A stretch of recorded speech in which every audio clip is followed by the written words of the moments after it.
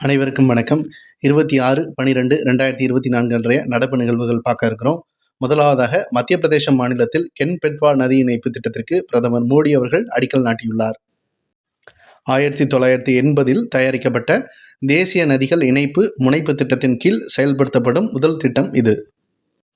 Ken மற்றும் பெட்வா நதிகள் என்பது யமுனையின் துணை நதிகள் என்பது குறிப்பிடத்தக்கது. இந்த நதிகள் இணைப்பிற்காக 221 கிலோமீட்டர் கால்வாயானது அமைக்கப்படுகிறது. இதில் 2 கிலோமீட்டர் சுரங்க கால்வாயாக அமைக்கப்பட உள்ளது. இந்த கென் பெட்வா நதிகள் இணைப்பின் மூலமாக மத்திய பிரதேசம் மற்றும் உத்தரப்பிரதேசத்தில் உள்ள மக்கள் பயன்பெறுவார்கள். இந்த திட்டத்திற்காக 2021 மத்திய அமைச்சரவையானது ரூபாய் 44,605 கோடியை ஒதுக்கியது. 8 ஆண்டுகளில் இந்த திட்டத்தை முடிப்பதற்கான இலக்கை நிர்ணயித்துள்ளது. மேலும் இந்த பெட்வா நதியானது வெட்ராவதி என்னும் பெயரிலும் அழைக்கப்படுகிறது.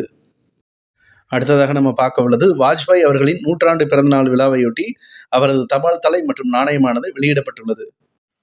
மேலும் ரூபாய் 437 கோடியில் நாடு முழுவதும் 1153 அடல் கிராம சேவா சதன் அறக்கட்டளை அமைப்பதற்கு பிரதமர் அடிக்கல் நாட்டியுள்ளார்.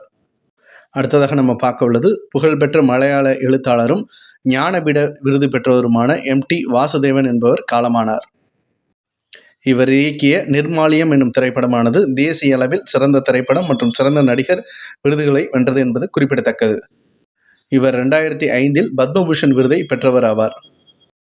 அடுத்ததாக நம்ம பார்க்க உள்ளது 10,000 புதிய கூட்டுறவு சங்கங்கள் உள்துறை அமைச்சர் அமித்ஷா அவர்களால் தொடங்கி வைக்கப்பட்டுள்ளது.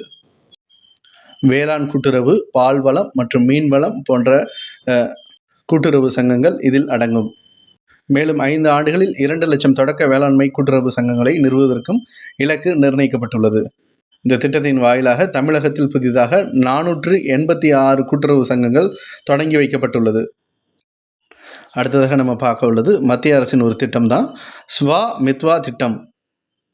அதாவது கிராம பகுதிகளில் நில ஆய்வு மற்றும் மேம்படுத்தப்பட்ட தொழில்நுட்பத்துடன் வரைபடம் தயாரிப்பதற்கான திட்டம் தான் இந்த ஸ்வாமித்வா திட்டம் என்பது.